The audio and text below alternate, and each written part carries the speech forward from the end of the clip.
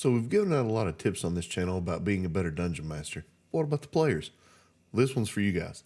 These are our tips to be a better player at your table.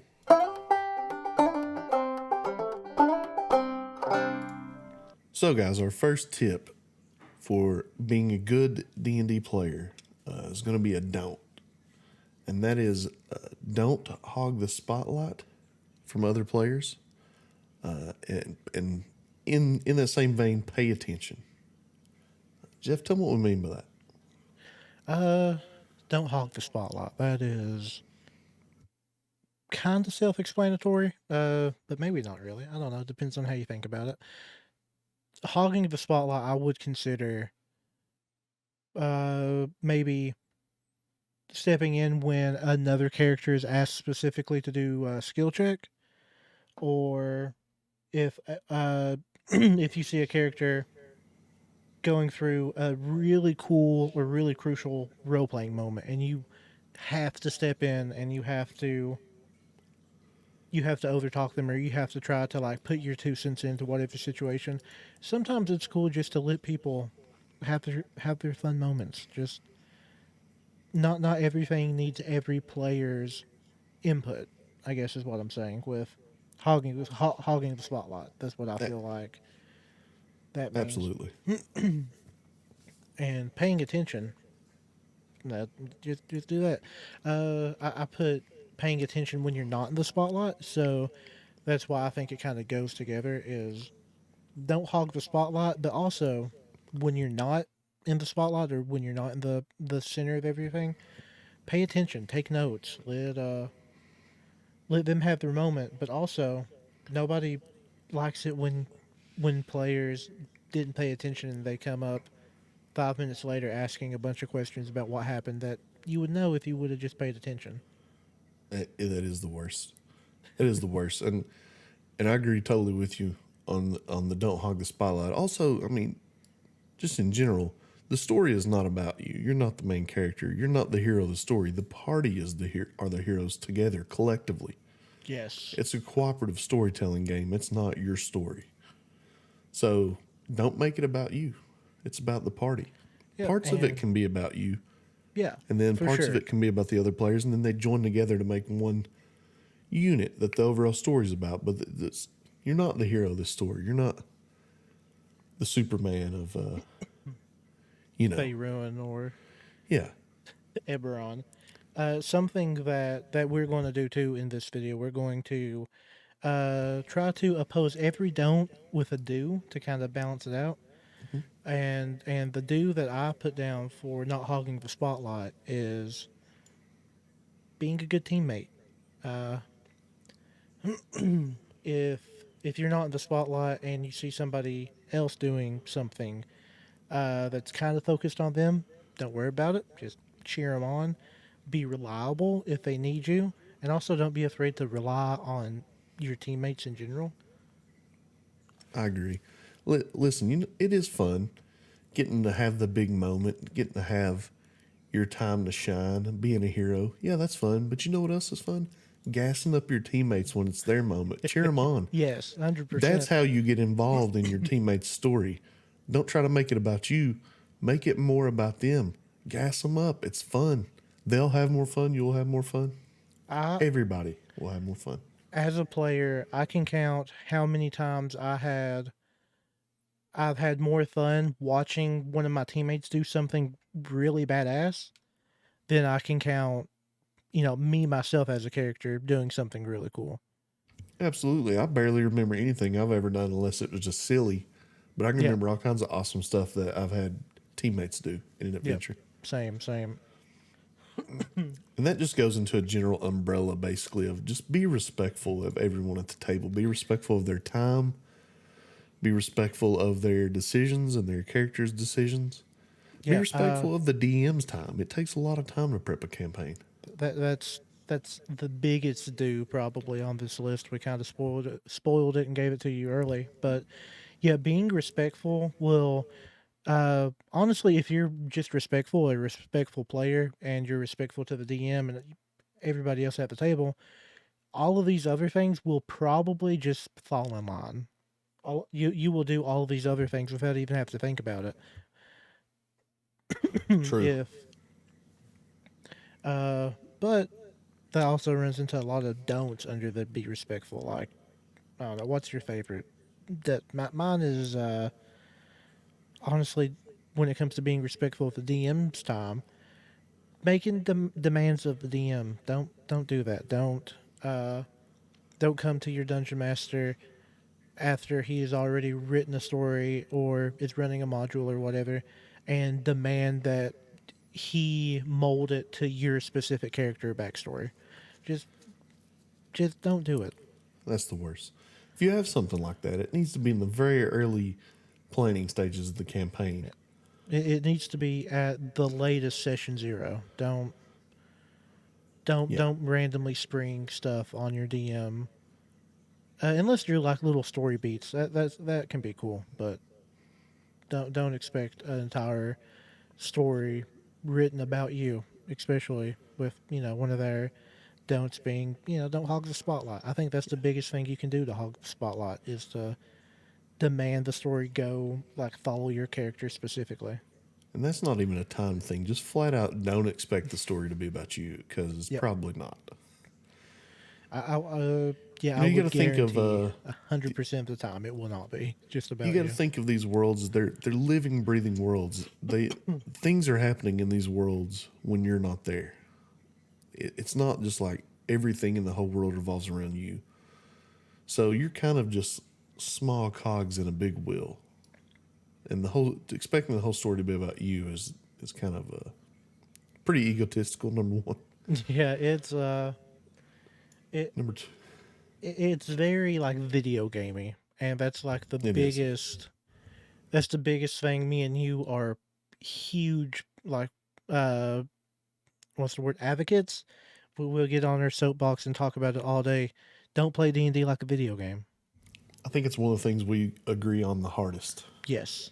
D&D is not a video game. I mean, there are D&D video games, but you know what we're saying. You understand. Our viewers aren't dumb. That's why they subscribe to us. Hit that like and subscribe down below. Smartest viewers on any YouTube channel ever. I would go as far to say. Easy. A don't we have that kind of goes along the same lines though of being respectful to people is don't be an edge lord or be creepy at the table. Yes. And you would think that it would go without saying, but Yeah. boy, have I seen it. Same. I have had to remove players over it.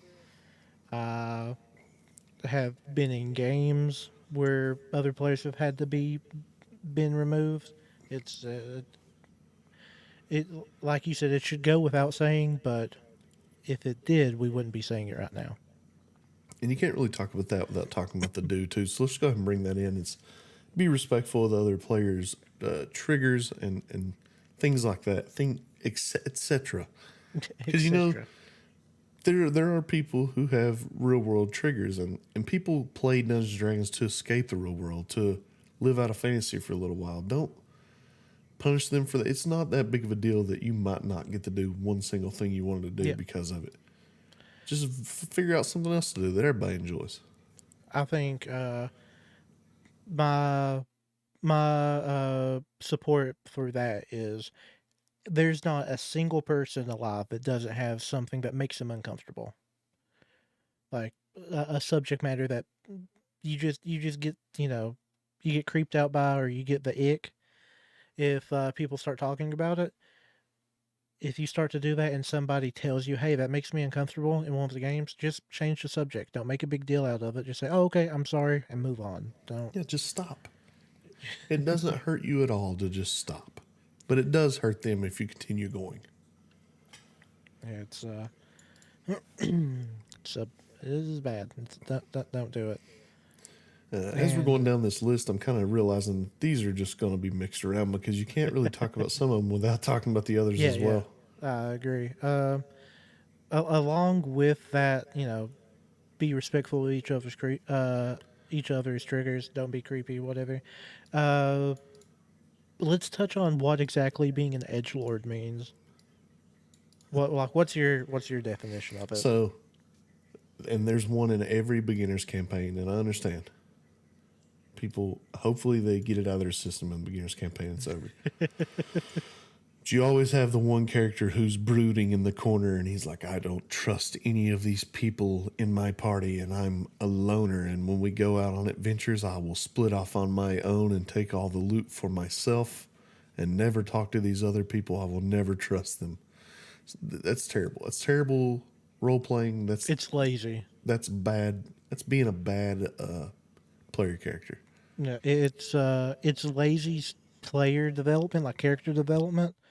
It is. I guarantee, like, and this is coming from a place of love. All of you edgelord players out there, you're not as cool as you think you are.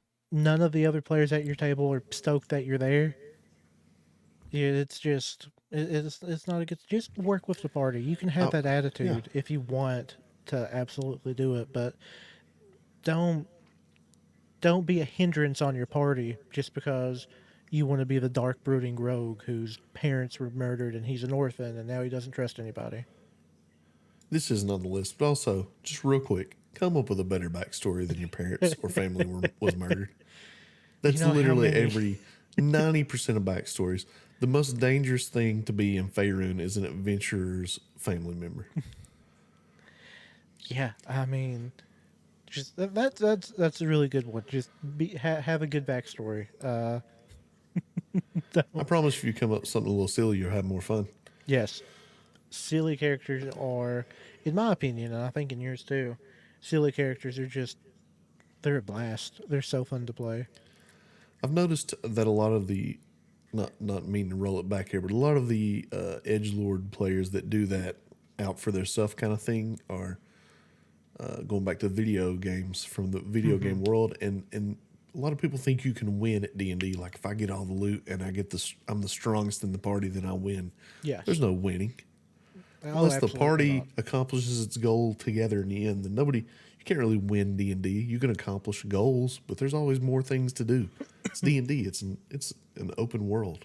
Yeah, if you really want to quote unquote win at D&D, it is, in my opinion, it's building up a strong party to finish your end goal, whatever that end goal might be in your campaign. Right. If you build up and that means if you find a bunch of magical items because you went off on your own, don't hog them all to yourself. If you for instance, if you're a rogue and you find a +2 battle axe, you're not going to use it. Give it to the barbarian. You know what real winning at D&D is?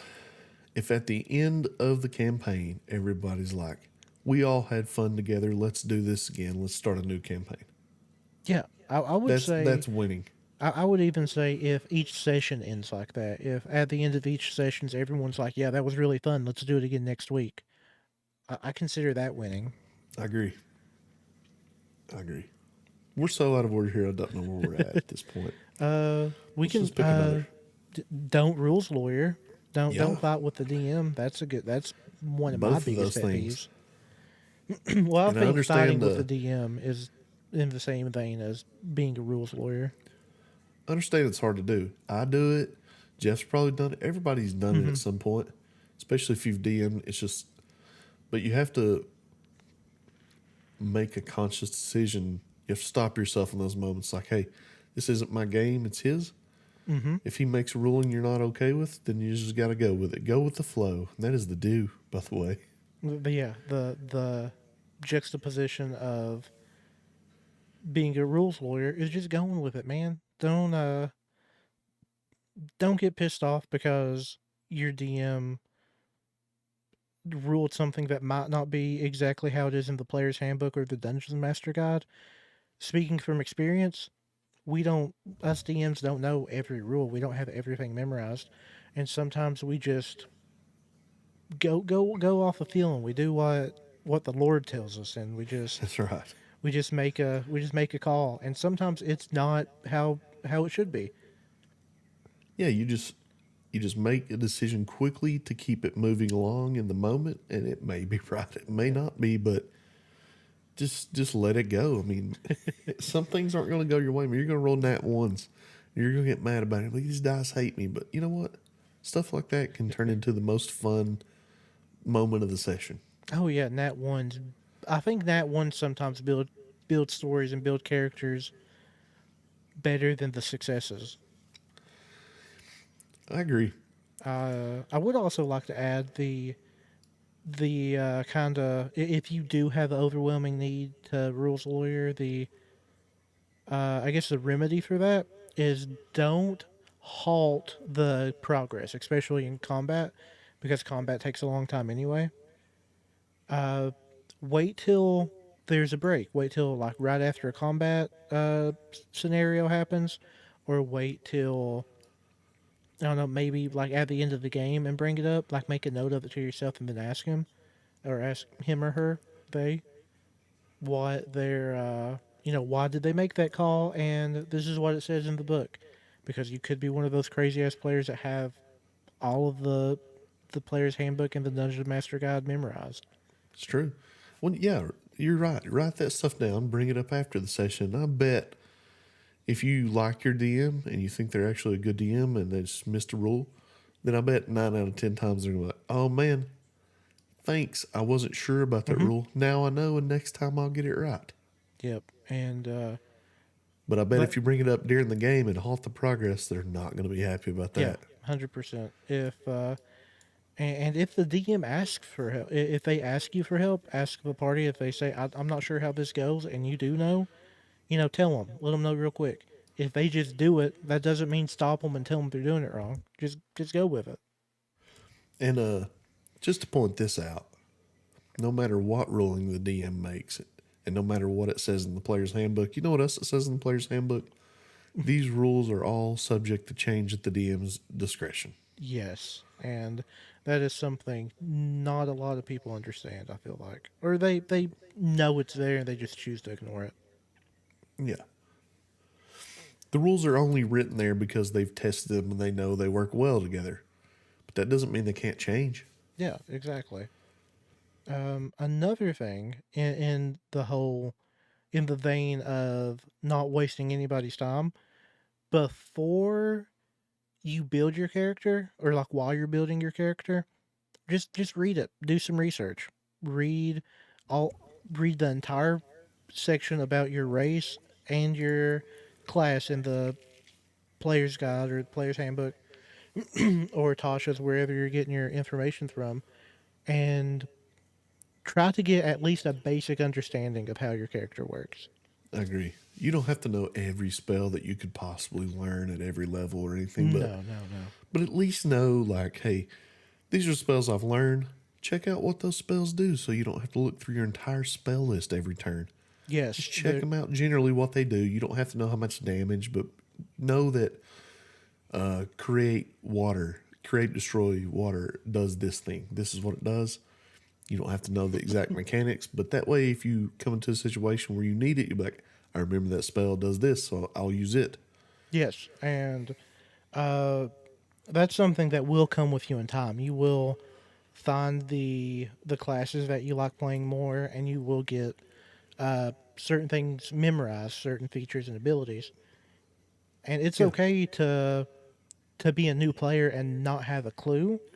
Just do the best you can and ask for help. Don't be afraid to ask your DM for help when it comes to that. Especially if you're having a session zero, which I can't advocate enough to have. If you're a DM watching this, have a session zero. Don't skip it. But if you are in a session zero, or you're talking to your DM before joining, say, I'm going to play this character for the first time. I might not know everything about it. Can you help me real quick? And then he'll more than likely say yes, and then send you a bunch of links to check out. Yep. 100%. That's what I do. I won't explain how everything works, but I'll send you out the links you need to figure it out yourself. That's also just being prepared for the session. There's other Mm-hmm. things you can do to be prepared for the session as well. Make sure you have necessary supplies if the DM's not providing them for you, which is, dice, pencil, notepad. Take notes. Mm-hmm. Come on now. Just take notes. Snacks, like There's bring. nothing worse. Well, there are things worse, but it's bad for the group if you stop every 10 minutes to ask what happened last session or ask what happened here and there. And I understand, even if you're paying attention, maybe your memory's not so good. Mine's not great. Yeah. So I forget things sometimes. But if you got your notes, instead of stopping the entire group so you can get clarification, you just go back through your notes and find out Yeah, what that happened. is that's huge. And you don't need to like write down everything that's happened. You don't need to like summarize it. Just like when you hear a cool name, make a note of it. If Now, you go ahead. hear about a place, make a note of it. Stuff like that. Right. If the DM's talking about an NPC and he's like really emphasizing this guy, and you're like, this guy may be important, write down his name and write a little bit about him, what he does. You don't have to write his life story. Just write Willis DeChamber, bartender. He used to be an adventurer, was real good at killing goblins or something. I don't know. Make it shorthand. So maybe later on, 10 sessions down the road, like, we need the best goblin slayer in the world. Who is it? You're like, I got that written down. Hold on, let me find it. Yes. I bet the rest of your party thinks that's pretty cool if you come up with that too. They're like, geez, this guy's on point. Yeah, they will. They will 100% appreciate that. And also, But that's not to say. Well, go ahead. What were you? oh, I was going to say with that as well. Ask the DM, ask the group what you need to bring. Like, ask about what you're expected to have with you. Yeah. You know, because some DMs provide dice. I know you did when you first started DMing me and everybody that played in that group. You provided dice because we were all first time players and we didn't have any. Dice are But pretty cheap. yeah, they are. So But so I'm just honestly, if you're saying. going to play with any regularity, just buy some at this point. Yeah, like You can get a $5. set of dice for $5 on Amazon. You can get a whole bag full of. That's what the dice I was handing out back then. I got a whole bag of 120 dice. So I don't even know how many sets that is. 10 sets, Yeah, it's and it was. I think it was like $10 or something. since then I have bought my own dice, but Yeah. Oh yeah. Uh, and you know, all that's not to say that if you do get lost, or this is our due for that, and it's going to sound like we're contradicting what we just said, but if you pay attention, you'll understand. If you do get lost or confused, don't stay that way. Stop. Don't stop the game during the middle of someone talking or something. When there's a stopping point, say, "Hey, can we talk about what just happened back there? I need clarification. I'm a little confused." Or who was this guy if you didn't understand? Because while, yes, that does halt the progress there, it's better to halt it there than to make it 3 sessions down the road and then everyone have to stop for 10 times as long of time to backtrack and try to figure out what you're talking about. It's better yes, just to go ahead and get clear. Because you get confused. Sometimes and I'm bad for this, the DM will monologue for like 5 minutes and you've got lost somewhere along the way. And maybe you just need to, at the end of this, say, hey, what were the important things you said there? I know yeah, there was a lot of information. What do I need to really know about in that? And I'll write it down. which I guess that's like that can be a bonus DM tip. Don't monologue. Don't go on 5-10 minute It's true. rants because you're not on a podcast. You're not playing critical. You're not Understand. on Critical Role. It is fun to do. But I bet nobody cares about it as much as you do. I figured that out. Yeah, In 20, 100%. 25 plus years. You're the only person that really cares about that monologue. If you do got a big monologue, man, this is a real good bonus DM tip. If you have a real big monologue planned, go through your monologue and pick out what's the highlights, what's really important they need to know, and just say that instead. RIP to all of the rich story builders that will soon realize that their characters will just fall asleep during those long monologues. Nobody cares what color the leaves were in the season when the king was slain. They just care the king was killed. They won't remember what time of year it was. No, they don't. They don't care because that's not important. Yep, and in that to add to that, don't be afraid to like. What I do personally, I will give a very vague overview of Like if they're walking into a building or they're going into a forest or whatever, I'll be very vague, and if they ask for more detail, I'll give more detail. Yeah. But yeah, don't go overboard with the descriptions. If one of your players randomly say, "Hey, in that king story you just told where he got murdered, what color were the leaves?" Then yeah, sure, go for it. This is your time to shine. No, that's so funny. But but yeah, definitely ask for help if you miss something. That's or And ask all for. I would even go as like what you could do. Make a note of something if you don't understand it, so you can bring it up, at the end of the session or the beginning of next session, right. or like collectively as a group recap everything what happened. I have found out that having the players recap everything works a lot better than the DM just doing it all. Right. And I disagree. I don't know what else to say. I agree with you totally. It was a perfect statement. No I mean, need to add there are anything. times you should stop it immediately. Like if something Yeah, is actively happening and you don't understand it and you need to get involved, then yeah, ask what's going on. But most times you can just write a note and ask the end of the yeah, session, like, hey, what was this part about, so I can be prepared next time for it. yeah. It's definitely player's discretion, but 9 times out of 10, Have some it's good not discretion. that important. But Yeah, if normally it you'll is, get if it the is, if there's actively something going on, you're going to understand because you're going to be getting shot with arrows or get mhm. fireballs cast at you. Something's going to be happening, and you'll be like, well, this one's easy to understand. I got this.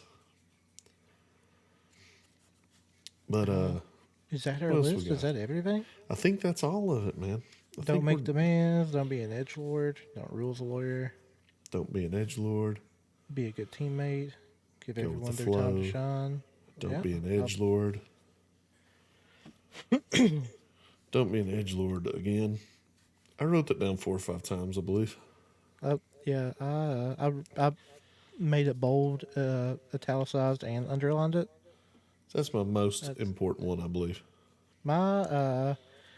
I think that's your biggest uh gripe as a DM, I hate it. and that's a close second to me. For me because my number one is players just making demands of the dungeon master. But I understand, and that's all going to come down to personal experience as a DM. player Understand nightmares, where that's dude. coming from. Uh, but yeah, guys, we hope this list will help you be a shining example of a player at your table. And hey, maybe your other players, if they're not doing so hot, will see the change in you, and they'll become better. And next thing you know, you got one of the best D&D groups in your area. Lead by example. Don't Right. just be the change you want to see. Exactly. Exactly. Something we didn't mention in this list that I feel like is important is in the description down below is going to be the link to our merch. And you can get That some sweet stuff like this hat, this mug that is ambidextrous and ambidextrous reversible, mug. a different logo on each side. What? It's I like would having like to. I would it's like like to. having two mugs for the price of one. I would like to add that the mug is also reversible. You can hold it backwards and forward, and it still works. It's true. Look, I'm displaying it like Vanna White. And that's just that's our real passion. Our real passion is selling merch. We use the Hillbilly Hobgoblins channel as a front essentially. So click those like buttons, subscribe, comment, but more importantly, buy our merch, please. Yeah, yeah, just buy it. And I gotta let you guys know we make a solid 10-cent profit on everything we Yeah, sell. we have everything set to So be we're as doing cheap super well right now. as cheap as humanly possible. We made it as cheap as it could be without us actually having to pay for it to send it to you. So Yeah, so if you're you want welcome. some, you're just repping the brand at that point. Just grab it. It's good stuff. It's high quality. I can vouch it is actually high quality stuff. This is one of my favorite hats, and not because it's got our logo on it, because I actually love the hat.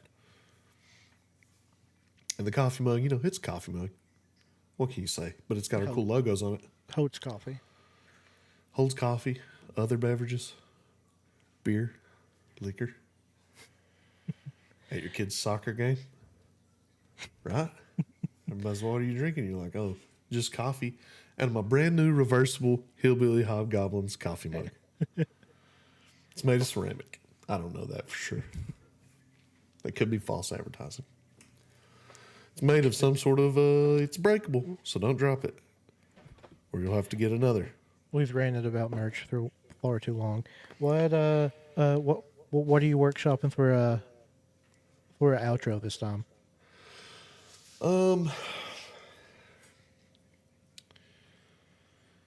Hot goblins and hot dice. Small towns and big merch. Go buy our merch. See you guys. Bye.